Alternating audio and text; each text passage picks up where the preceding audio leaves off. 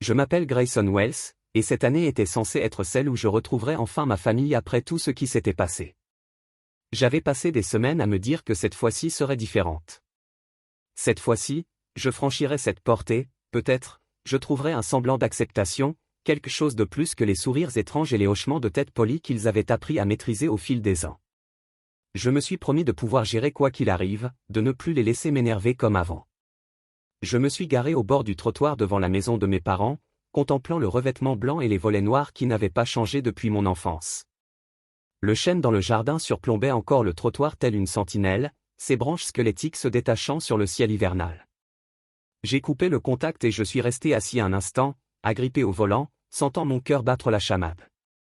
Le cadeau était posé sur le siège passager à côté de moi, une petite boîte enveloppée de papier argenté avec un ruban bleu. Dans une bouteille de merlot achetée à la boutique spécialisée du centre-ville. Je me disais que ce n'était qu'un signe, mais en réalité, c'était mon offrande de paix, ma façon de dire, regarde, je suis toujours là. Je tiens toujours à toi. Je remontais l'allée, chaque pas lent et posé, préparant mon sourire. La porte d'entrée s'ouvrit avant même que je frappe, et ma mère, Cynthia, se tenait là, dans son pull et son tablier de Noël, me regardant comme si elle attendait quelqu'un d'autre.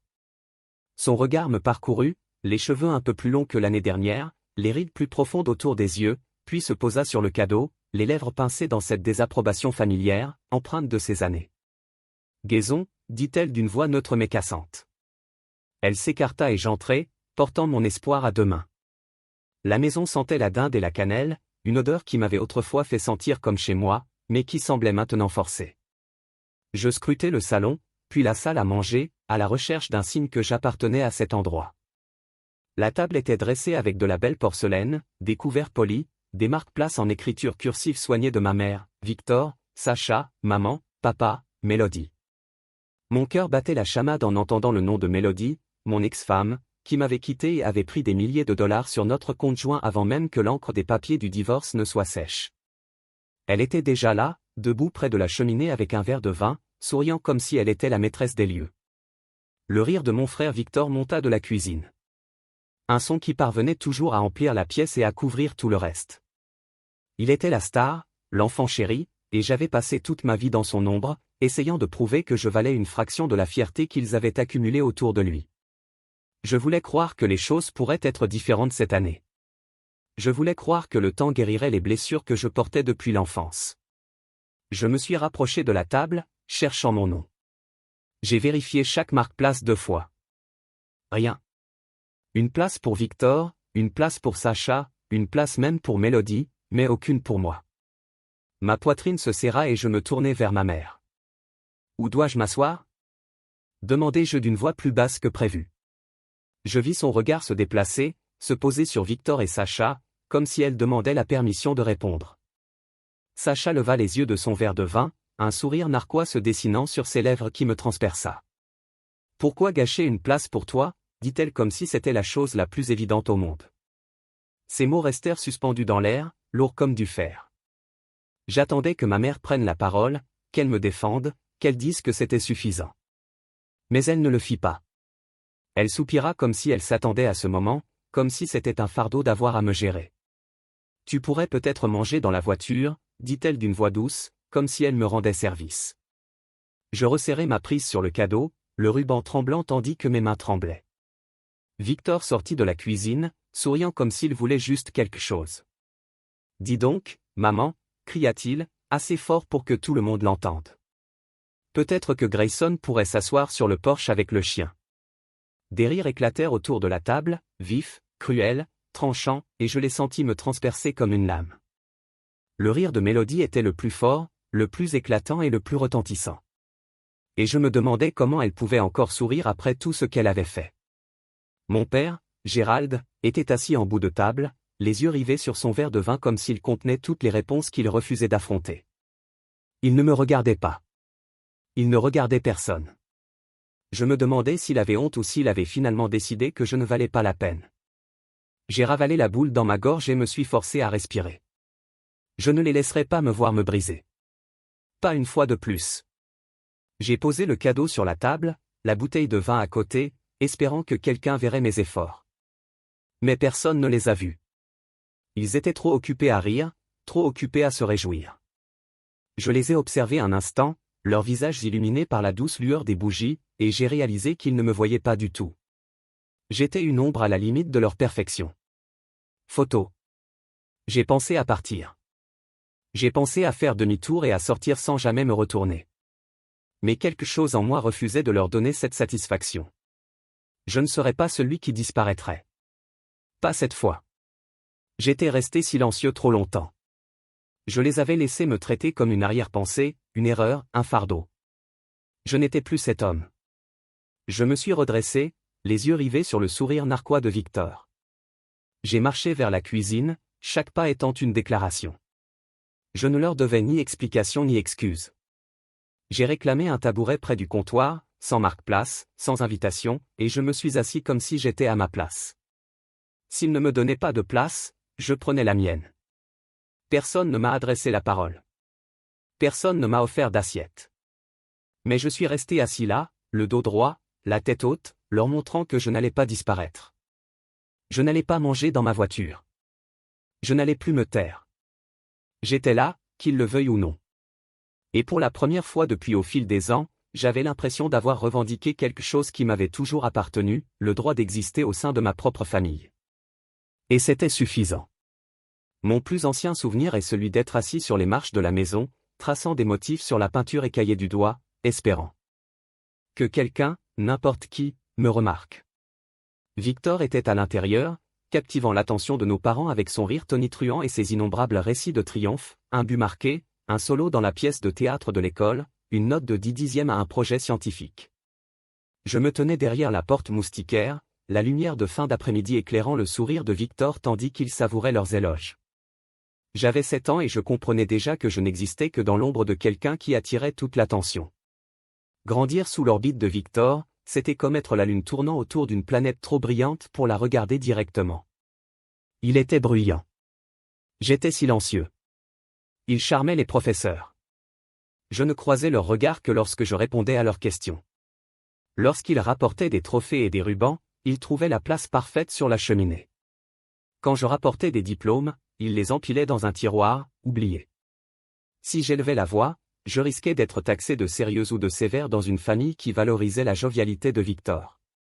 J'ai donc appris à incliner la tête et à hocher poliment la tête, un léger sourire qui ne m'atteignait jamais les yeux. Mes parents ont bâti leur identité autour des accomplissements de Victor. Ils portaient ses succès comme des pierres précieuses sur leur poitrine. Quand j'ai obtenu mon baccalauréat avec mention, ils m'ont serré dans leurs bras rapidement, juste assez longtemps pour dire « fier », avant de se tourner vers mon frère, dont la lettre d'admission de l'université de son premier choix est arrivée la même semaine. J'ai compris très tôt que l'amour dans notre famille était conditionnel, réparti à la mesure des victoires. Je ne demandais rien et j'ai appris à être reconnaissante pour les miettes. À la maison, les conversations au dîner tournaient autour de la journée de Victor. Vous auriez dû entendre les compliments de son entraîneur. Maman disait, en découpant la dinde. Il ira loin. J'étais assise de l'autre côté de la table, l'ombre de moi-même, hochant la tête et avalant une purée de pommes de terre qui ne signifiait rien. Quand je parlais, quand j'osais évoquer mes propres réussites, je sentais l'air changer comme ça. J'étais entré dans une pièce pendant que quelqu'un parlait. Ma voix s'est affaiblie et j'ai reculé. Il était plus facile de se faire petit que de risquer le silence gênant qui suivait chaque tentative d'être vu. À l'université, j'ai choisi une filière qui promettait la stabilité, pas une filière qui éblouissait. J'ai étudié l'ingénierie parce qu'elle était logique, avec des réponses claires et précises qui me donnaient l'impression d'être compétent. Je me suis plongé dans les manuels et les projets, travaillant tard le soir pendant que les autres faisaient la fête. J'ai obtenu une bourse, rejoint des groupes d'études et donné des cours particuliers à mes camarades. Mais quand je rentrais à la maison pour les pauses, je restais invisible. Les visites de Victor étaient triomphales. Il me montrait son dernier stage, me racontait ses aventures. J'écoutais, souriais et ramenais mes propres réussites dans mon sac à dos, aussi fragile que de la porcelaine. Puis est arrivée Mélodie. Elle est arrivée comme un coup de vent, brillante et intrépide, bouleversant tout ce que je croyais comprendre. Elle m'a vu comme personne d'autre. Elle a remarqué ma capacité à réparer n'importe quoi de mécanique, à dessiner des plans de meubles pendant mon temps libre, à écouter les autres. On a parlé. Pour une fois, je me suis senti la star d'une histoire. Nous nous sommes mariés au printemps, juste tous les deux, dans le jardin de mes parents, sous le chêne qui avait été le témoin de tous mes désirs silencieux. Je croyais que l'amour me sortirait à jamais de mon invisibilité. J'ai passé des années à nous construire une vie, une maison avec un garage-atelier, des week-ends à bricoler, des soirées à préparer le dîner, tandis que Mélodie servait du vin et me demandait comment s'était passée ma journée. J'étais heureuse comme je ne l'avais connue que dans mes rêves. Mais ce bonheur m'aveuglait sur la tempête qui couvait sous la surface. Je n'ai pas vu le courriel qu'elle avait envoyé tard le soir à une certaine V. Je n'ai pas non plus remis en question les retraits de notre compte joint, la disparition des fonds qui payaient ses sorties secrètes. Je lui faisais une confiance aveugle, car personne auparavant ne s'était soucié de moi au point de me trahir à ce point. Quand Mélodie est partie, elle n'a pas murmuré d'accusation ni donné d'explication. Elle a laissé un mot sur le comptoir de la cuisine, froid et clinique, disant qu'elle avait besoin d'espace et d'un nouveau départ. Elle a vidé notre tirelire. Mon compte bancaire était vide, me laissant sans solde et sans avertissement. Je me suis réveillé dans le silence d'une maison vide, les placards vides, les murs résonnants. J'ai alors réalisé que j'avais été invisible dans mon mariage aussi. Aimé seulement tant que je remplissais un rôle. Quand je ne répondais plus à ses besoins, elle m'a rejeté sans un regard en arrière. J'ai appelé ma famille, cherchant du réconfort. J'ai imaginé l'inquiétude de mes parents, l'indignation de mon frère.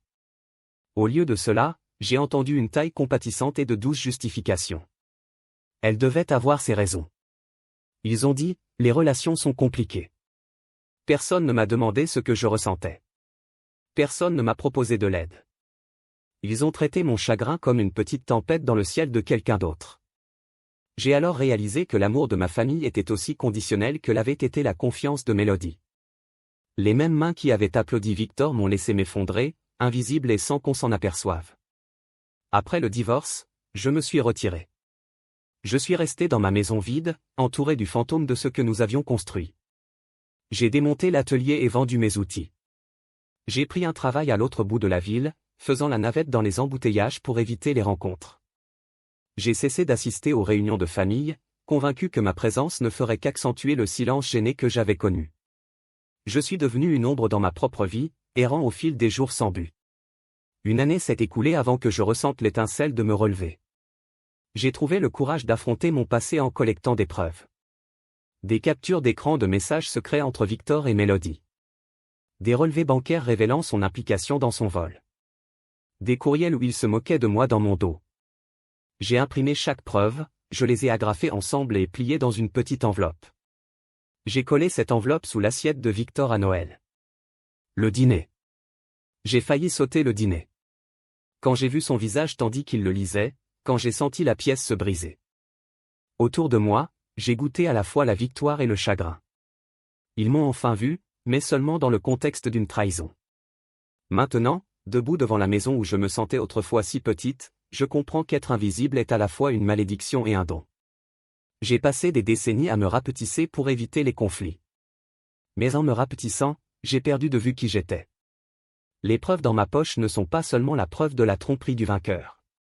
C'est la preuve que j'étais suffisamment importante pour qu'il mente à mon sujet. Cela signifie que j'ai existé, ne serait-ce qu'en tant que cible. Je prends une grande inspiration et m'avance, déterminé à ne plus disparaître. Je dirai mes vérités sans excuse. J'exigerai d'être entendu car les hommes invisibles laissent aussi des empreintes et les miennes sont gravées dans les cicatrices d'une enfance vécue dans une autre ombre. Cette fois, je me tiendrai dans la lumière. La maison sentait la cannelle et le romarin, un faux réconfort qui me tira la poitrine lorsque je franchis le seuil. Je me suis forcé à croire que cette année serait peut-être différente. Mais alors que je posais mon manteau sur le porte-manteau, des rires me parvinrent de la salle à manger, un rire qui ne me laissait pas de place. Mon cœur se serra au son familier, au flot fluide des voix qui me laissaient toujours sur le côté. J'ai aperçu mon cadeau sous le sapin, une petite boîte enveloppée de papier bleu marine et de ruban argenté. Elle était restée intacte, éclipsée par les offrandes de Victor, son cadeau empilé comme des trophées, tous portant le poids d'une approbation qu'il n'avait jamais eu à mériter. J'ai repensé aux efforts que j'avais déployés pour cette boîte. Le contenu soigneusement choisi, la carte manuscrite, et le fait qu'aucun d'eux ne la verrait, et encore moins ne l'ouvrirait. C'était le même sentiment que j'avais depuis l'enfance. Ce que j'offrais n'était jamais suffisant. Je rôdais au bord du salon, essayant d'attirer l'attention. Victor, adossé à la cheminée, régalait la pièce d'histoire sur son nouvel investissement en bord de mer. Chaque phrase était empreinte de fierté. Chaque anecdote était racontée avec cette même fierté. Son sourire caractéristique donnait envie de le croire. Sa voix couvrait celle des autres, une force magnétique qui détournait l'attention de moi comme un trou noir. Sacha, assise à côté de lui, riait au bon moment, les yeux brillants d'admiration. Avant, ça me rendait malade de voir avec quelle facilité elle l'adorait. Maintenant, ça me fatiguait. J'avais vu la même dynamique se reproduire 1000 fois. Victor le héros, Sacha, le fidèle acolyte, et moi, le figurant à peine oublié dans leur drame. Mélodie, mon ex-femme, était perchée sur la coudoir du fauteuil de Victor, un verre de vin rouge à la main. Elle semblait y être à sa place, comme si elle y avait toujours été. Son rire se mêlait à celui de Victor d'une manière qui me retourna l'estomac. J'essayais de ne pas la regarder trop longtemps, mais je ne pouvais m'empêcher de remarquer la main qu'elle lui effleura l'épaule tandis qu'elle se penchait pour murmurer quelque chose. Ils échangèrent un sourire qui me donna l'impression d'être un intrus dans ma propre famille. Mon père, Gérald, était au bar. Il faisait tourner un verre en faisant semblant d'écouter oncle Ray s'étendre sur les portefeuilles d'actions. Le regard de papa ne se posa sur moi qu'une seule fois, rapidement, puis revint à son verre. Il paraissait plus âgé, ses cheveux plus clairsemés, les rides de son visage plus profondes que l'année précédente. Je me demandais s'il me voyait encore, ou si j'étais juste une invitée de plus qu'il était obligé de tolérer. Ma mère, Cynthia, s'affairait entre la cuisine et la salle à manger, vérifiant le rôti, remplissant les verres, s'assurant que tout le monde avait ce qu'il fallait. Tout le monde sauf moi. Elle avait toujours été si douée pour faire semblant que tout allait bien. Quand Mélodie m'a quitté, je l'ai appelée en pleurant. Elle avait soupiré et dit, « Ce sont des choses qui sont arrivées, Grayson. » Comme si mon mariage était une chaussette perdue qu'elle ne se donnait pas la peine de retrouver. Je ne l'ai jamais oublié. Je me suis approché de la salle à manger, espérant que quelqu'un me saluerait. La table était un chef-d'œuvre. Nappe blanche, assiette à bord doré, bougies vacillantes et bougeoir en argent. Le centre de table était un enchevêtrement de conifères et de bailles, élégant dans sa simplicité. On aurait dit une table de magazine, et toutes les chaises étaient occupées sauf la mienne. Je me suis éclairci la gorge, essayant d'avoir l'air décontracté. « Dis donc, besoin d'aide en cuisine ?» ai-je demandé à maman en me frôlant. Elle a jeté un coup d'œil par-dessus son épaule avec ce sourire crispé qu'elle me réservait. « Non, tout est sous contrôle », a-t-elle dit, avant de se précipiter pour vérifier le verre de vin de Mélodie. Je suis resté là, les mains vides, me sentant comme un fantôme. Je me suis retourné vers la table.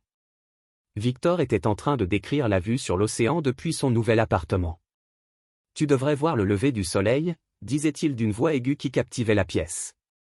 Rien de tel. On se sent comme si le monde nous appartenait. J'ai essayé d'intervenir, mais il m'a coupé la parole comme si je n'étais même pas là. Mon père a ri à sa blague, ce genre de rire profond et roulant qu'il me réservait avant que j'apprenne à me taire. Mélodie s'est penchée plus près. Sa main sur le bras de Victor. Ses lèvres entr'ouvertes, comme autrefois. Ma poitrine me faisait mal sous le poids de tout cela. Ces années passées à être ignorées. Ces décennies passées à être la dernière pensée de la famille. Je me demandais ce qu'il ferait si je partais sur le champ. Le remarquerait-il seulement ?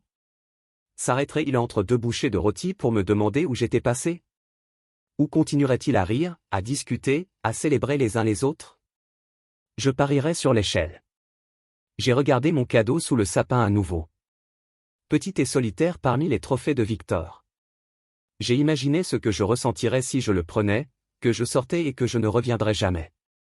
Je sentais presque l'air froid sur mon visage, le soulagement de quitter cet endroit. Mais quelque chose en moi refusait de partir sans bruit. Je voulais qu'il me voie. Je voulais qu'il sache que j'avais une voix, que j'étais importante, que je n'étais pas qu'une note de bas de page dans l'histoire de Victor. Alors, je suis resté. J'ai pris une inspiration et me suis dirigé vers la table, déterminé à occuper la place, même si. Ils avaient déjà décidé que je n'en méritais pas. Sacha a attiré mon regard et m'a adressé un sourire compatissant, comme si j'étais le chien de la famille qui quémande des miettes. Grayson, on parlait justement d'eux. L'investissement de Victor, a-t-elle dit. C'est vraiment quelque chose, non ? Oui, ai-je dit d'une voix ferme. Vraiment quelque chose, a souri Victor. Tu sais, Grayson, tu devrais peut-être penser à investir. Ça pourrait te donner matière à discussion. La salle a ri et j'ai senti mes joues s'enflammer. Les yeux de Mélodie se sont posés sur les miens, mais elle a détourné le regard trop vite. J'ai vu la culpabilité, mais ce n'était pas suffisant. Rien de ce qu'elle pourrait dire ne serait jamais suffisant. J'ai tourné mon attention vers ma mère, qui allumait des bougies sur la table. « Maman », ai-je dit plus fort que je ne le voulais. Elle a levé les yeux, surprise. « Tu as besoin d'aide ?» Elle a hésité, puis a secoué la tête. « Non, Grayson.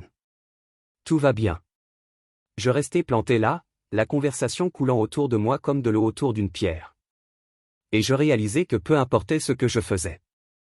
J'aurais pu offrir des cadeaux, aider à préparer le dîner, sourire jusqu'à en avoir mal au visage, et il me verrait toujours comme la personne en trop, celle qu'il n'avait pas prévue, celle dont il n'avait pas besoin. Mais je n'allais pas disparaître cette fois. Je n'allais pas me fondre dans le décor. J'avais passé trop d'années à vivre dans l'ombre de Victor. Trop de nuits à me demander si j'étais à la hauteur. Maintenant, je savais la vérité. J'étais suffisante, mais il ne le verrait jamais parce qu'il ne le voulait pas. Alors, je me suis assise sur une chaise vide au bord de la pièce, la tête haute, le cœur battant la chamade. Je n'allais pas quémander une place à leur table. Je n'allais pas me battre pour obtenir leur approbation. J'en avais assez d'essayer de m'intégrer dans une famille qui ne m'avait jamais fait de place. Et en les regardant rire, trinquer et célébrer leur succès, j'ai ressenti quelque chose que je n'avais jamais ressenti auparavant. Des années. La liberté.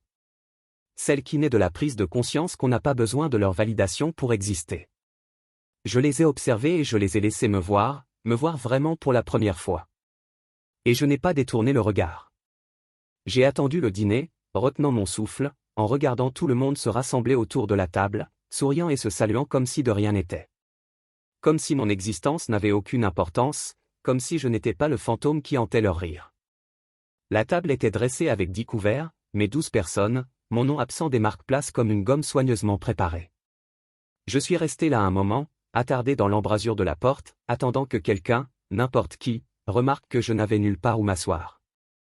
Ma mère, Cynthia, rôdait dans le couloir, les cheveux coiffés, l'odeur de son parfum à l'eau de rose si forte que j'ai eu du mal à avaler. Elle était toujours douée pour que tout paraisse parfait, même quand c'était un mensonge. Je me suis avancé vers elle, à voix basse, espérant qu'elle comprendrait peut-être. « Maman », ai-je dit. « Il n'y a pas de place pour moi à table. » Les mots étaient sortis sans expression, comme s'ils avaient attendu des années pour surgir. Elle m'a à peine regardé. « Il est trop tard pour réorganiser les choses maintenant », murmura-t-elle comme si c'était une question de logistique, comme si j'étais une erreur dans le plan de table. « De toute façon, tu manges toujours vite. Répare juste une plaque d'immatriculation et détends-toi dans ta voiture. » Sa voix était douce et posée. Comme on parle à un voisin qu'on ne veut pas déranger. Mon cœur battait fort contre mes côtes, mais je ne pouvais pas le montrer. Je ne pouvais pas leur donner la satisfaction de me voir me briser. Derrière elle, j'entendais le rire de Sacha, sec et mordant, et la voix de Mélodie, ce ton mielleux qu'elle utilisait quand elle pensait avoir gagné. Le souvenir de ce qu'elle m'avait fait, me voler, falsifier mon nom sur des documents, obtenir ma confiance, a flashé dans mon esprit comme une ampoule éteinte. Et maintenant, elle était assise dans ma maison familiale, confortablement installée avec ceux qui étaient censés me protéger. J'ai pris l'enveloppe dans ma poche, celle que j'avais portée comme un talisman toute la journée.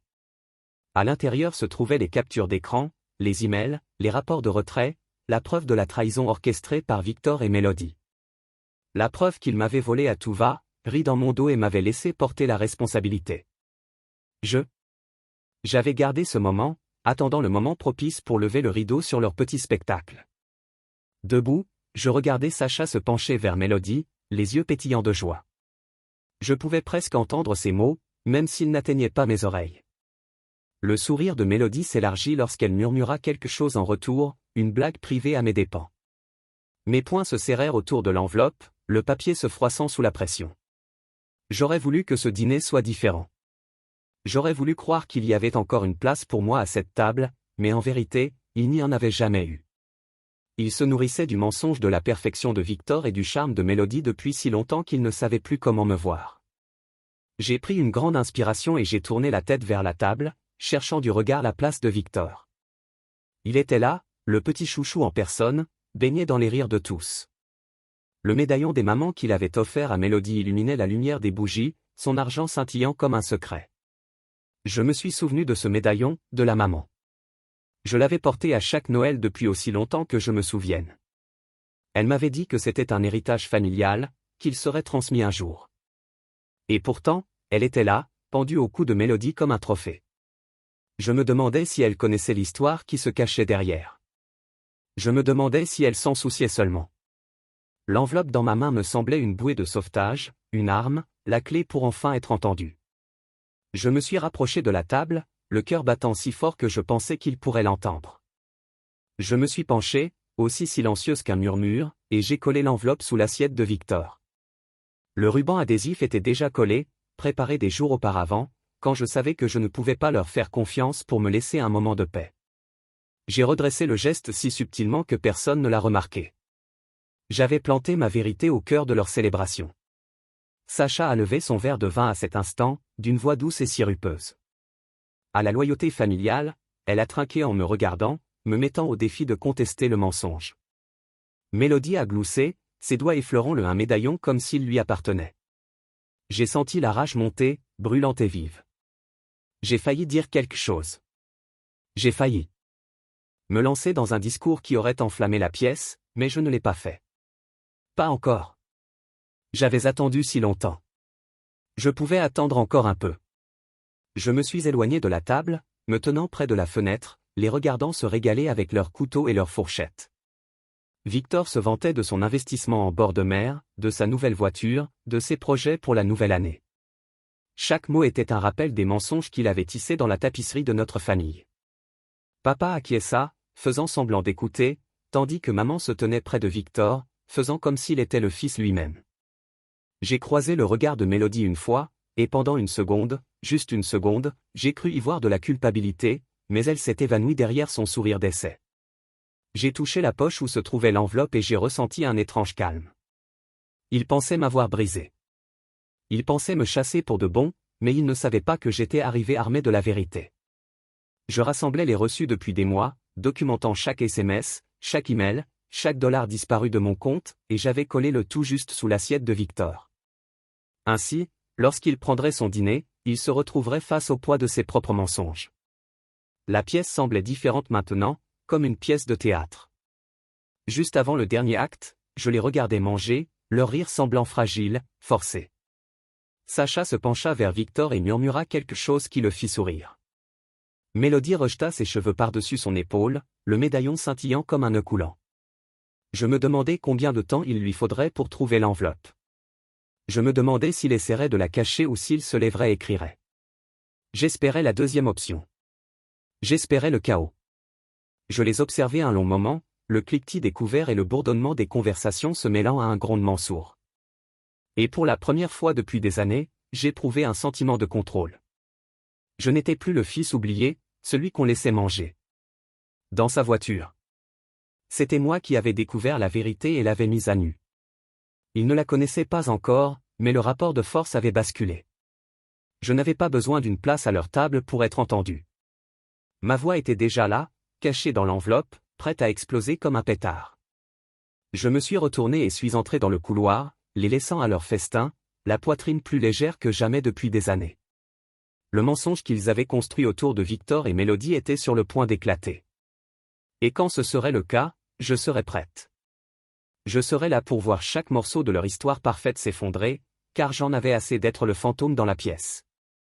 J'en avais assez de manger dans la voiture. J'en avais assez d'attendre qu'ils me voient. Ce soir, j'avais fait en sorte qu'ils ne détournent plus jamais le regard.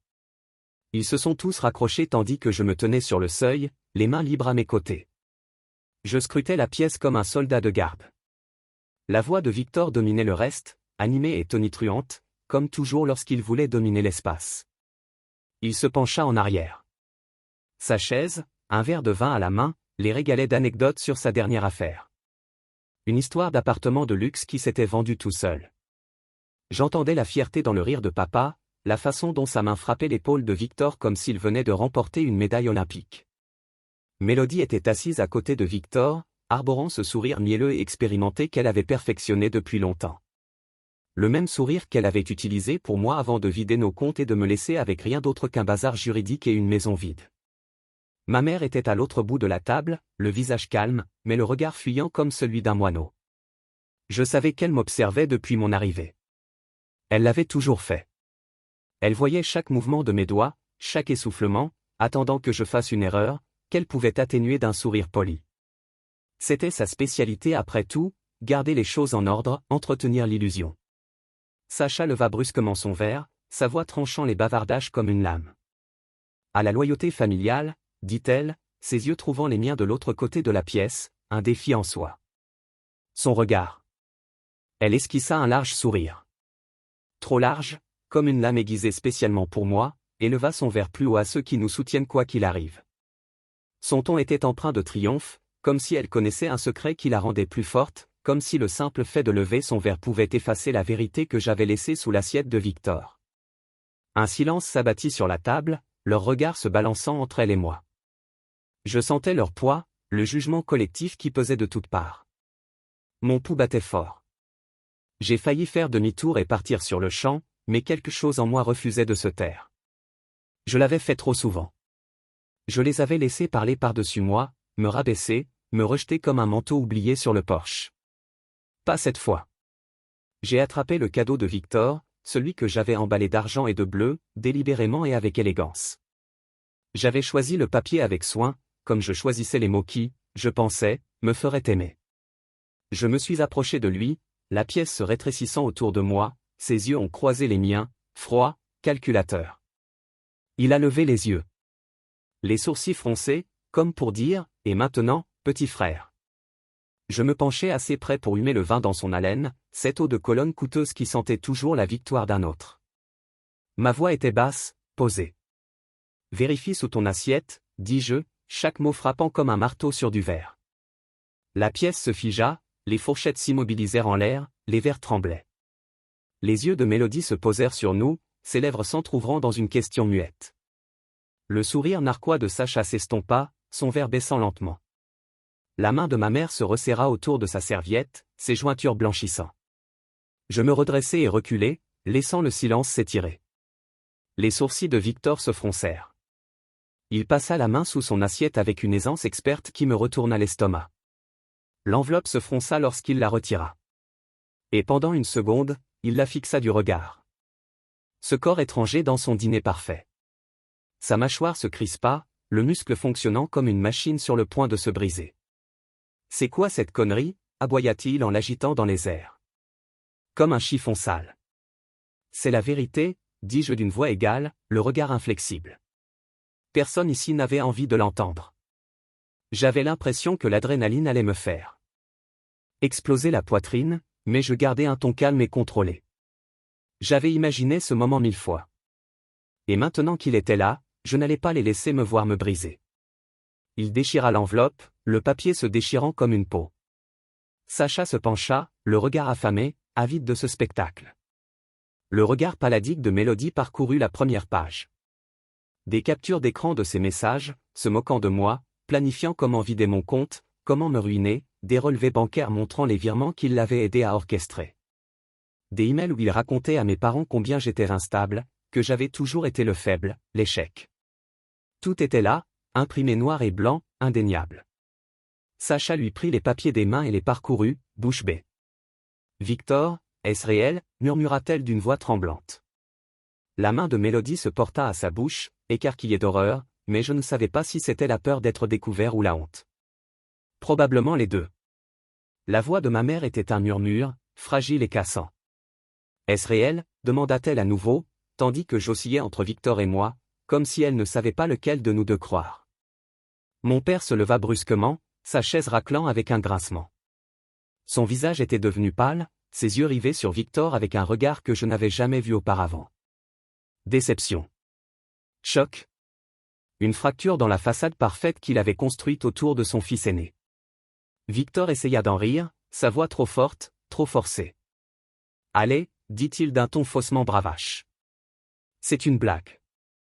Grayson a toujours été susceptible. Il déforme les choses, les sort de leur contexte. » Mais sa main tremblait en parlant, le papier dans ses doigts cliquetant comme des feuilles sèches. Je ne bougeais pas. Je n'ai pas dit un mot de plus. J'en avais assez dit. Les preuves parlaient d'elles-mêmes. Pour la première fois de ma vie, je les ai laissés affronter la vérité. Les ai laissés sentir son poids. Mon père se tourna vers Victor, la mâchoire serrée. « L'as-tu aidé » demanda-t-il d'une voix tremblante. « As-tu volé ton frère » La bouche de Victor s'ouvrit et se referma comme un poisson à bout de souffle. Les yeux de Mélodie se remplirent de larmes qu'elle n'avait jamais gaspillées pour moi. Sacha posa une main sur l'épaule de Victor, mais même elle la retira lorsqu'elle sentit le tremblement. Les lèvres de ma mère remuèrent silencieusement, ses yeux emplis d'une lueur que je ne pouvais nommer. Peut-être était-ce du regret. Peut-être était-il trop tard. Je m'en fichais désormais. J'avais porté la vérité seul trop longtemps. Et maintenant, ils pouvaient la garder un moment. Qu'ils ressentent ce que c'était que de douter de quelqu'un qu'ils aimaient. Qu'ils remettent en question les histoires qu'ils avaient construites autour du sourire de Victor. Je restais là à regarder le fils prodige se défaire, son mythe s'effriter comme du papier. Ma poitrine se souleva sous l'effet d'une inspiration que je n'avais pas prise depuis des années. La pièce me parut plus grande, comme si j'avais enfin trouvé un espace qui m'appartenait. Je n'avais pas besoin qu'ils me voient comme un héros. J'avais juste besoin qu'ils me voient, point final. Et à cet instant précis, ils me virent. Le visage de Victor était un mélange d'incrédulité et de rage tandis qu'il parcourait les pages que je lui avais données. Ses lèvres se retroussèrent en un grognement, le verre de vin sur la table cliquetant tandis que sa main tremblait. « C'est n'importe quoi », cracha-t-il d'une voix suffisamment forte pour faire taire la salle. Il a toujours été un menteur, il essaie toujours de m'entraîner dans sa chute. Mais sa voix se brisa sur ce dernier mot, et je vis le tremblement de ses doigts. Pour la première fois de ma vie, je lus la peur dans les yeux de Victor. La pièce semblait comme un souffle retenu. Tous les regards se braquèrent sur nous comme si le dîner s'était dissous, ne laissant derrière lui que cet instant. Les doigts de Sacha scrutaient le bord des preuves, le visage pâle, feuilletant les pages. Capture d'écran des messages de Mélodie à Victor. Relevé bancaire montrant le siphonnage constant de mes économies. Des courriels débordant de mépris à mon égard. Chaque ligne prouvait leur alliance contre moi. Ses lèvres s'entr'ouvrirent, mais aucun son ne sortit. Je me souvenais de sa façon de compter sur moi, de me demander de réparer sa voiture ou son ordinateur, ou d'aller chercher ses enfants quand elle était trop occupée. Et maintenant, elle était là, face à la vérité qu'elle avait choisi d'ignorer. Les mains de papa agrippaient le bord de la table, les jointures blanches, les veines saillantes comme des cordes. « Victor », dit-il d'une voix basse, tendue. « Dis-moi que ce n'est pas réel. » Il ne pouvait pas soutenir mon regard. Je voyais les fissures se former dans le masque qu'il portait depuis des décennies. Celui qui insistait sur le fait que Victor ne pouvait rien faire de mal, que j'étais toujours le plus faible. Le héros et la déception. C'était la dynamique. Et maintenant, il se brisait. Victor ricana d'un ton cassant. « Papa, allez. Tu crois vraiment que je ferais une chose pareille à mon propre frère ?» Il me fit un geste sauvage, comme si j'étais un inconnu débarqué de la rue. Il a toujours été jaloux, toujours à se plaindre d'être laissé pour compte, comme si le monde lui devait quelque chose. Tu sais comment il est. Il déformerait n'importe quoi pour se faire passer pour une victime.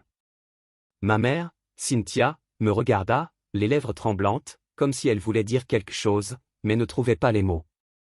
Le même regard qu'elle m'avait lancé 1000 fois au fil des ans, comme si elle était tiraillée entre le désir de me défendre et celui de préserver la famille. Elle avait passé toute ma vie à masquer les failles de Victor avec des sourires polis, se répétant que tout allait bien. Mais les preuves sur la table ne lui permettaient pas de se cacher cette fois. « Ce n'est pas tordu », dis-je d'une voix calme, le cœur battant la chamade. « C'est la vérité. Je n'ai pas falsifié les messages. Je n'ai pas falsifié les relevés bancaires. Mélodie et Victor ont prélevé de l'argent sur mon compte.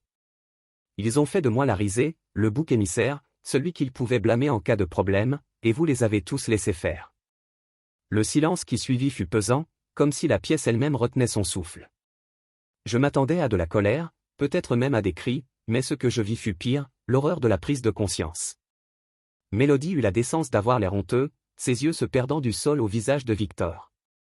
Je me souvenais d'avoir aimé ce visage autrefois, de lui avoir fait confiance. Je me souvenais des nuits où elle m'avait demandé de lui faire du thé pendant qu'elle préparait sa prochaine trahison. Mon estomac se noua. Victor serra Les mâchoires tendit qu'il essayait de retenir son sourire, mais il s'effondra. D'accord, rétorqua-t-il d'une voix sèche et défensive. Alors, je l'ai aidé. Et alors? Tu as toujours été faible, Grayson. Tu n'as jamais eu le courage de réussir. Toujours à te cacher derrière tes petits projets minables et ton boulot ennuyeux. Mélodie méritait mieux. Elle méritait quelqu'un qui pourrait lui donner plus. Et oui, je l'ai aidée à obtenir ce qu'elle voulait. Et alors? Ce n'est que de l'argent. Il se pencha en arrière, les bras croisés, me mettant au défi de répondre. Papa recula comme si Victor l'avait giflé. Ce n'est que de l'argent, répéta-t-il d'une voix creuse. Ton frère a travaillé pour cet argent. Il te faisait confiance. Son regard se posa sur moi, la douleur et le regret mêlés dans son regard. Je te faisais confiance, Victor. Victor leva les yeux au ciel. Ouais, eh bien, la confiance, c'est pour les idiots, marmonna-t-il. Il n'arriverait jamais à rien de toute façon. Autant utiliser cet argent à bon escient. L'insensibilité dans sa voix me fit froid dans le dos. C'était comme regarder un inconnu avec le visage de mon frère. Les yeux de Sacha se remplirent de larmes. Victor, dit-elle. Murmura-t-elle, la voix tremblante. Tu m'as menti aussi. Toutes ces années, je te croyais meilleur que ça. Elle lui rejeta les papiers comme s'ils étaient du poison. Je ne peux même pas te regarder maintenant. La voix de Mélodie se brisa lorsqu'elle lui prit la main. Victor, je ne savais pas, mais ces mots s'évanouirent lorsqu'elle croisa mon regard, la culpabilité inondant son visage.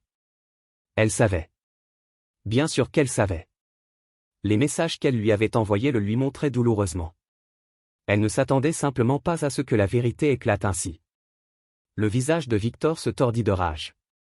Oh, ne fais pas l'innocent, Mélodie, s'exclama-t-il en retirant sa main de la sienne. Tu étais là, avec moi. N'ose pas faire semblant de ne pas savoir ce qu'on faisait. Sa voix s'éleva jusqu'à devenir un cri, et la pièce tomba dans un silence de mort. Papa repoussa sa chaise, ses pieds raclant le sol. Ça suffit, dit-il d'une voix tremblante. Ça suffit, tous les deux. Je ne peux pas, s'interrompit-il, me regardant avec une expression plus tranchante que n'importe quelle lame. Grayson, murmura-t-il. Je suis désolé. J'aurais dû écouter. J'aurais dû. Sa voix se brisa, et il se laissa retomber sur sa chaise, la tête entre les mains. Le mythe de Victor, le fils parfait, le héros, se défaisait sous nos yeux. Le masque du fils prodige avait disparu, et il ne restait que l'horrible vérité. Un menteur, un voleur, un homme qui avait trahi la famille qu'il prétendait aimer. Et pour la première fois de ma vie, je me sentais plus grand que lui. Non pas parce que j'avais gagné un combat, mais parce que j'avais enfin cessé de prétendre qu'il était l'homme qu'il voulait tous qu'il soit. Je restais là, le cœur solide. Qu'ils me voient tous.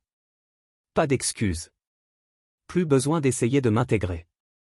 Voilà qui il est, dis-je doucement. Et voilà qui je suis. Je ne te le laisserai plus jamais oublier. Je n'ai pas crié. Je n'ai pas pleuré. Je n'en avais pas besoin. La preuve était là, noir sur blanc, et il ne pourrait jamais la perdre de vue. Victor s'affala sur sa chaise, la colère se dissipant de son visage, ne laissant apparaître que la sombre défaite d'un homme enfin mis à nu. Je me demandais s'il avait jamais été le héros qu'il prétendait être, ou s'il portait juste un masque tout ce temps. Mon père tendit alors la main vers moi, tremblant. Grayson, dit-il d'une voix brisée.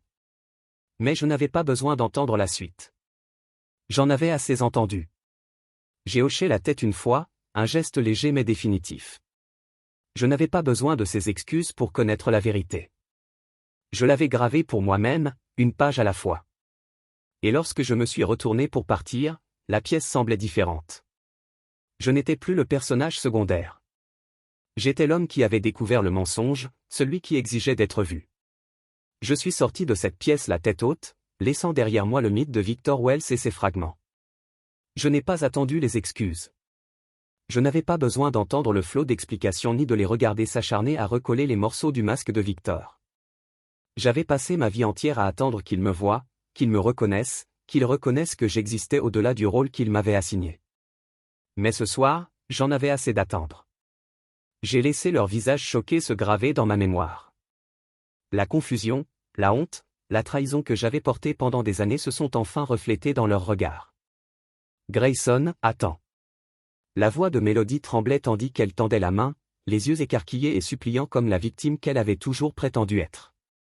Mais je n'ai pas ralenti le pas. J'avais passé trop de nuits hantées par sa trahison pour tomber amoureux d'elle. Des larmes à présent. Je n'avais pas besoin de ses explications. Je n'avais pas besoin de ses excuses. Je n'avais pas besoin d'elle. Je croisai papa alors qu'il se tenait dans l'embrasure de la porte de la salle à manger, le visage pâle, les yeux rougis par une douleur dont je n'étais pas certaine qu'elle soit pour moi ou pour lui-même. Ses lèvres s'entr'ouvrirent comme s'il allait m'appeler, mais aucun son ne sortit. Je voyais le poids de cette prise de conscience peser sur lui. Le goût amer de la vérité. La famille parfaite qu'il avait tant travaillé à bâtir. Brisée par les mensonges qu'il avait laissé s'installer. Je me demandais s'il me voyait enfin maintenant ou s'il n'avait jamais vu que moi. L'enfant à problème, le pis-aller, le bouc émissaire commode. Je ne pris pas le temps de le savoir. Le couloir était sombre, les ombres s'étirant le long des murs.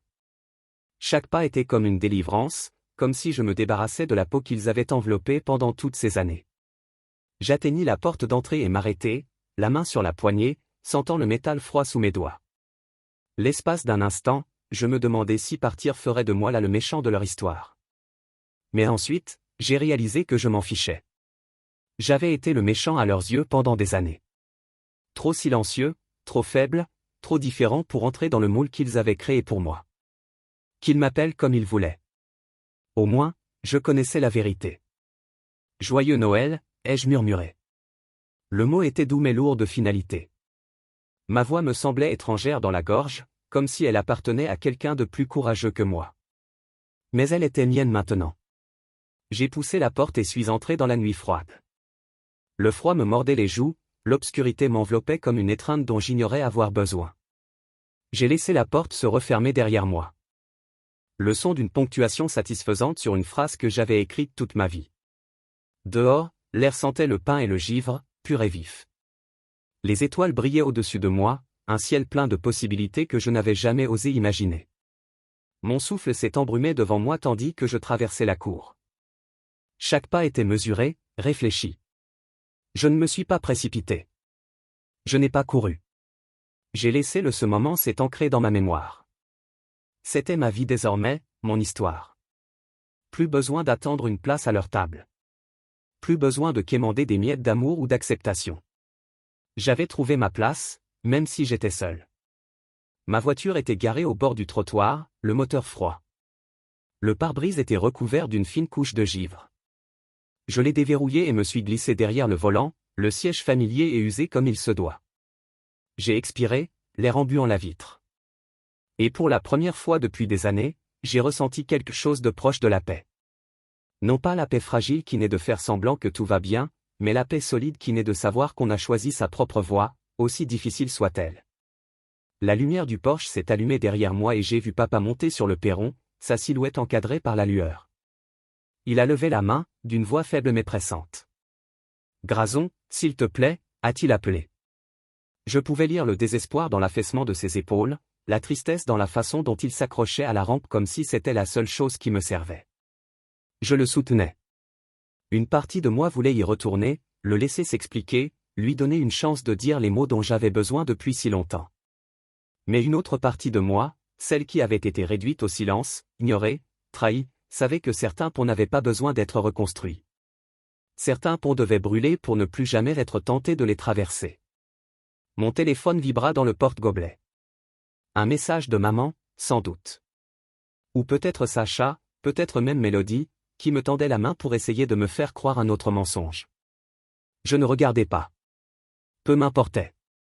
J'avais dit tout ce que j'avais à dire. L'enveloppe sous l'assiette de Victor avait été plus éloquente que tous les mots que j'aurais pu trouver. Qu'ils parlent de moi à voix basse, au-dessus des plats. Qu'ils reconstituent ce qu'ils avaient manqué. J'avais porté le poids de leur déni assez longtemps. Je tournai la clé dans le contact, le moteur gronda, un son réconfortant qui me raccrocha à l'instant présent.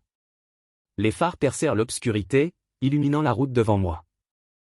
Je m'éloignai du trottoir, la maison rétrécissant dans le rétroviseur. Je ne regardai plus en arrière, pas une seule fois. Parce que je n'étais plus cet enfant, planté dans l'ombre, attendant la permission d'appartenir. J'étais l'homme qui exigeait d'être vu, qui tirait la vérité vers la lumière, aussi confuse soit-elle. La nuit s'étendait devant moi, infinie et inconnue.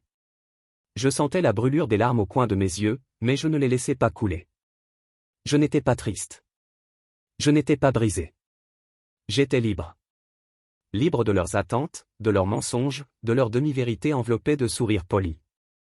Libre de construire quelque chose de moi, même si cela commençait par rien d'autre que le ronronnement discret du moteur de ma voiture et le rythme de mon cœur.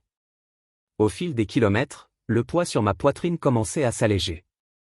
Je repensais à l'enveloppe sous l'assiette de Victor, au silence choqué de la pièce, à la voix brisée de papa lorsqu'il lui avait demandé si c'était vrai. Je les avais attendus toute ma vie. Pour me voir. Et à cet instant, il l'avait fait, ne serait-ce qu'une seconde. C'était suffisant. Je n'avais pas besoin de leur approbation. Je n'avais pas besoin de leur amour à leurs conditions. J'avais ma propre vérité. Et cela me porterait plus loin que leur loyauté ne l'avait jamais fait. Joyeux Noël, murmurai-je à nouveau, cette fois pour moi-même. La promesse que cette année, enfin, je m'offrais le cadeau que j'avais toujours mérité, la liberté. Et tandis que je roulais dans la nuit, le monde me semblait grand ouvert, prêt à être écrit selon mes propres conditions. Je m'installai dans un petit hôtel-boutique en bordure de la ville. Rien d'extraordinaire, mais suffisamment chaleureux pour chasser le froid hivernal qui s'était installé en moi. La réceptionniste, une jeune femme au sourire bienveillant et aux cheveux violets, m'accueillit comme si j'étais un simple voyageur de passage. Cette petite gentillesse fit l'effet d'une bombe. Un rappel que le monde au-delà des murs de ma famille ne me mesurait pas au poids de l'ombre de mon frère ou au mensonge de mon ex-femme. Ici, j'étais juste Grayson. Wells, ni plus, ni moins. Elle me tendit une clé avec une étiquette bleu vif, chambre 212, et me souhaita un séjour paisible. Je la remerciai et montai l'escalier étroit, la moquette usée assourdissant mes pas. En ouvrant la porte, la douce lueur d'une lampe de chevet m'accueillit. La chambre était simple. Des murs blancs, un lit queen size avec une courte pointe en patchwork, un petit bureau en bois dans un coin. Mais je m'y sentais en sécurité, comme dans un endroit où l'écho des voix me disait que je n'étais pas à la hauteur. Je posai mon sac de voyage sur le lit et m'affaissai sur le matelas, le silence m'enveloppant. Pour la première fois de la nuit, je laissai échapper un long souffle régulier, celui qui semblait coincé en moi depuis des années. J'étais seul, mais pas seul. Le silence n'était ni froid ni hostile. Il était mien. Je l'avais choisi. Je n'étais pas obligé de me produire ici. Je n'avais pas besoin de sourire au bon moment ni de peser mes mots pour des égos fragiles. Le service en chambre était toujours ouvert. J'ai donc commandé le dîner de Noël. Une dinde rôtie avec des pommes de terre et une tarte aux noix de pécan en dessert. Ce n'était pas le repas maison avec lequel j'avais grandi, mais cela me semblait parfait. Lorsque le plateau est arrivé, l'arôme a rempli la pièce, chaleureux et familier. Je me suis assis à la petite table près de la fenêtre, regardant les lampadaires scintiller dans l'obscurité. Des gens passaient, enveloppés dans des écharpes et riant, portant des sacs de course ou se tenant la main. Aucun d'eux ne me connaissait, et cet anonymat me réconfortait. Je n'avais besoin de m'expliquer à personne. Pas ce soir. En mangeant, je pensais à l'enveloppe que j'avais laissée sous l'assiette de Victor. Je me demandais ce qu'ils en feraient maintenant que la vérité était connue. Se disputeraient-ils? Essayeraient-ils de l'enterrer à nouveau? Feraient-ils comme si de rien n'était? Ou finiraient-ils par affronter ce qu'ils avaient toujours refusé de voir, que le fils prodige n'était pas si prodigieux que ça après tout? Une partie d'eux. Moi espérais qu'ils se déchireraient pour essayer de comprendre. Mais une autre partie de moi, la partie qui se souvenait encore des anniversaires, des matins de Noël et des rires qui semblaient authentiques, j'espérais qu'ils trouveraient enfin un peu d'honnêteté en eux-mêmes. J'ai posé ma fourchette et me suis adossé, l'assiette vide, mais l'estomac noué. La pièce semblait trop silencieuse, alors j'ai ouvert mon journal, le même livre relié en cuir usé que j'avais trimballé pendant des années. Ces pages étaient remplies de phrases inachevées, d'esquisses de meubles, de vers de poésie que je n'avais jamais eu le courage de partager. J'ai ouvert une nouvelle page et j'ai écrit « J'ai quémandé une place à une table qui n'a jamais été mise pour moi. Plus jamais. » Ces mots ressemblaient à une déclaration, à la rupture définitive des liens qui m'avaient retenu. Je fixai la phrase, la laissant s'imprégner. Combien de fois avais-je essayé de gagner leur amour? Combien de fois avais-je fait taire mes propres besoins juste pour préserver la paix? Je repensais aux heures passées à cette table à écouter les histoires de Victor, aux rires de Mélodie, à la déception de mes parents quand je n'étais pas à la hauteur. Je repensais à chaque fois où je leur avais tendu mon cœur et les avais vus le laisser tomber comme si c'était un désagrément. Et pourquoi? Pour pouvoir rester assise tranquillement pendant qu'ils se célébraient et me laissaient à l'écart. Plus jamais. J'en avais assez de m'excuser d'exister. J'en avais assez de prétendre que leur approbation était la seule valeur qui comptait. J'avais construit ma propre vie, même si elle n'était pas parfaite. J'avais mon travail, mes propres rêves tranquilles, ma propre voix. Je n'avais plus besoin d'être le héros de leur histoire. J'avais juste besoin d'être le héros de la mienne. Je fermais le journal et appuyais ma tête contre le dossier. Chaise. Le bourdonnement du radiateur emplissait la pièce. Un bruit de fond constant qui me rappelait que j'étais en sécurité ici. J'ai pris la télécommande et allumé la télévision, me laissant envahir par la lueur. Un film de vacances passait. Lumière vive et fausse neige. Mais je l'ai laissé tourner. Je n'avais pas besoin que le film soit bon. J'avais juste besoin du bruit. Le rappel que le monde extérieur tournait encore. Que je n'étais pas figé dans le passé. Mon téléphone vibrait sur la table de nuit. L'écran s'illuminait d'appels manqués et de messages. Je n'ai pas cherché à le saisir. Je n'avais pas besoin de savoir ce qu'il voulait dire. J'en avais assez dit ce soir. Leur avait laissé assez de vérité pour les occuper pendant des années. S'ils voulaient parler, ils pouvaient attendre. Je n'avais plus rien à prouver. Le film s'est terminé, remplacé par un instrumental doux qui alourdissait mes paupières. J'ai éteint la télévision et je suis resté debout, m'étirant, sentant le poids de la journée glisser de mes épaules. J'ai enfilé un survêtement et me suis glissé sous la couette, le tissu frais contre ma peau. Je suis resté allongé dans le noir, le regard fixé. J'étais penché au plafond, écoutant les bruits de l'immeuble qui s'affaissait, le grincement des tuyaux, les voix étouffées dans le couloir. Mais dans cette pièce, il n'y avait aucun jugement, aucun regard, aucune attente à satisfaire. Je repensais au Noël que j'avais passé à essayer d'être ce qu'il voulait. Un frère qui riait aux bonnes blagues, un fils qui ne demandait pas plus qu'il ne pouvait donner. Un mari qui pardonnait la trahison sans poser de questions. Je repensais aux années passées à me rétrécir pour correspondre au moule qu'ils avaient construit pour moi. Et puis je repensais à ce soir, à l'enveloppe sous l'assiette de Victor, à la façon dont la vérité avait brisé leur histoire parfaite. Je n'avais plus besoin de me poser de questions.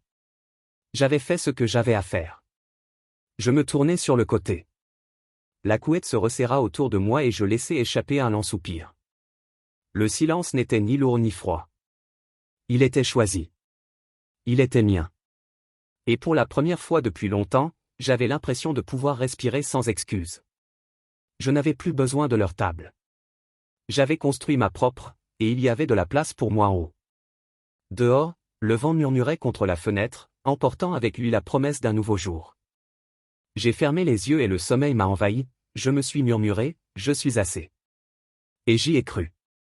Le lendemain matin, la lumière du soleil filtrait à travers les rideaux fins, dessinant de douces lignes sur les murs blancs.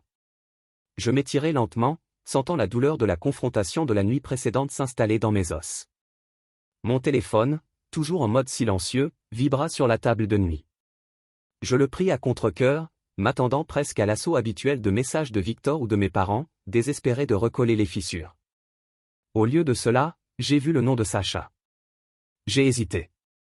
Elle faisait partie du problème depuis si longtemps, riant aux blagues de Victor, sans jamais remettre en question ses mensonges. Mais la curiosité l'emporta. J'ouvris son message. Grayson, je ne savais pas. Je pensais que tu étais juste le triste, le perdant.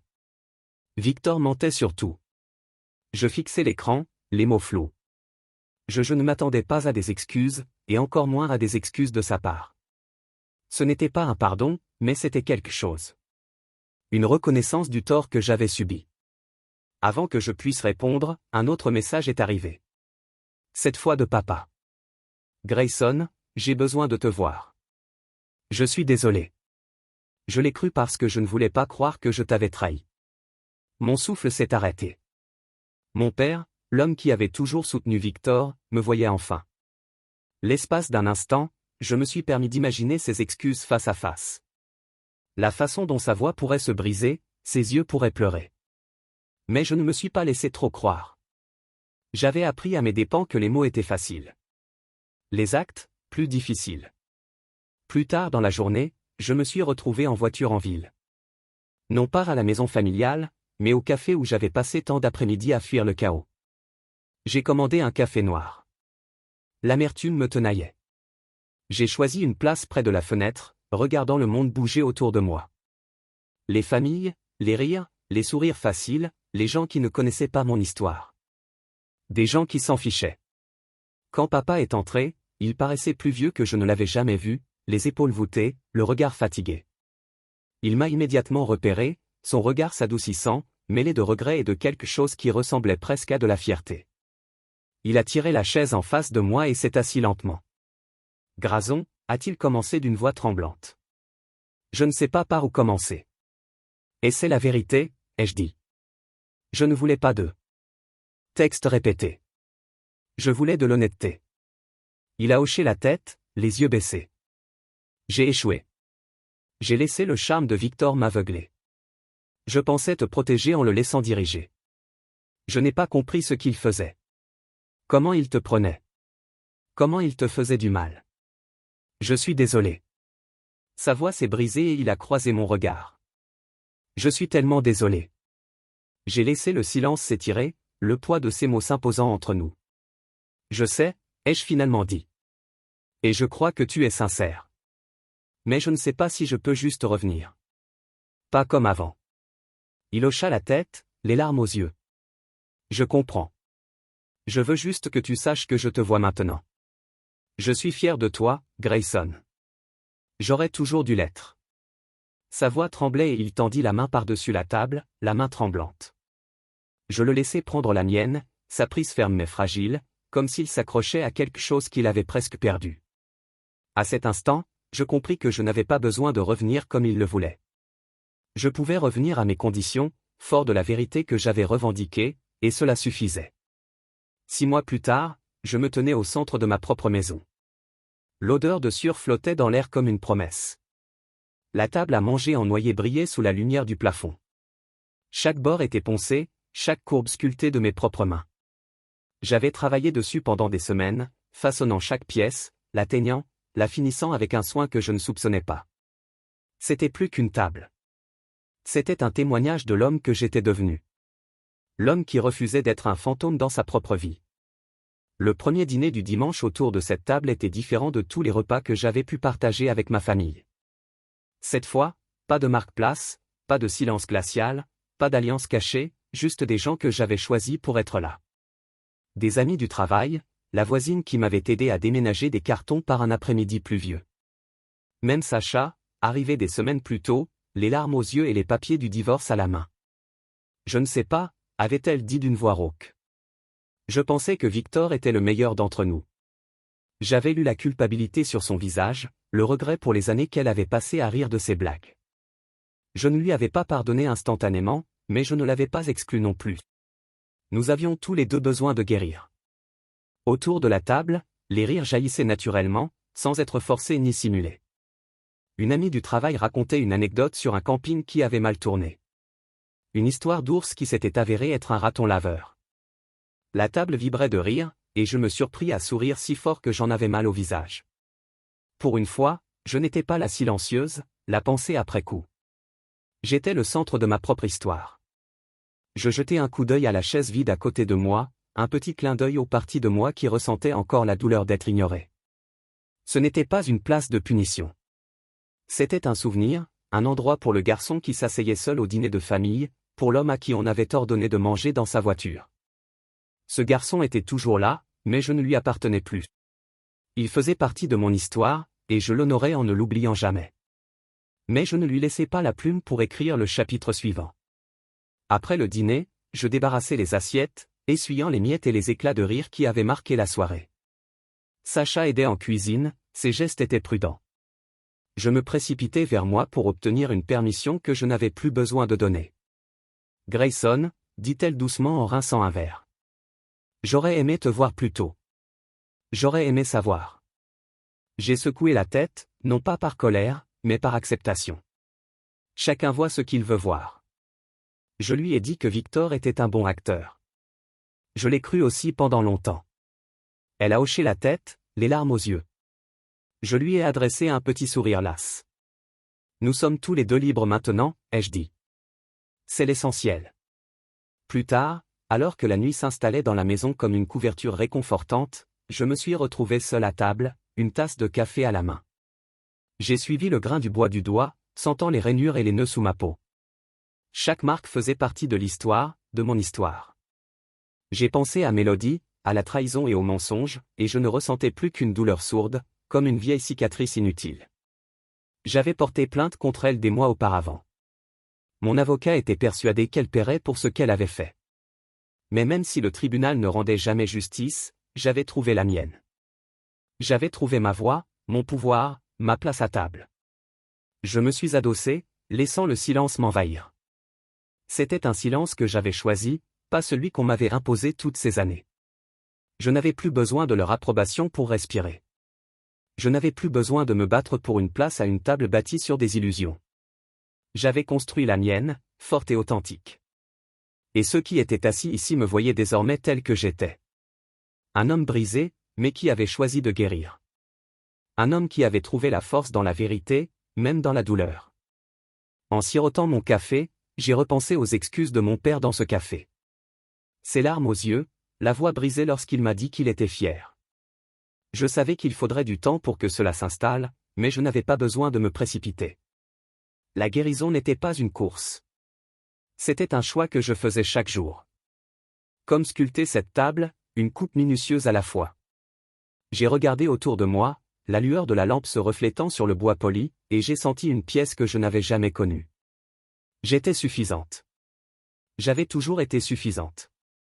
Et maintenant, enfin, j'avais une place où je pouvais m'asseoir en bout de table, à ma table, et savoir que j'y avais ma place.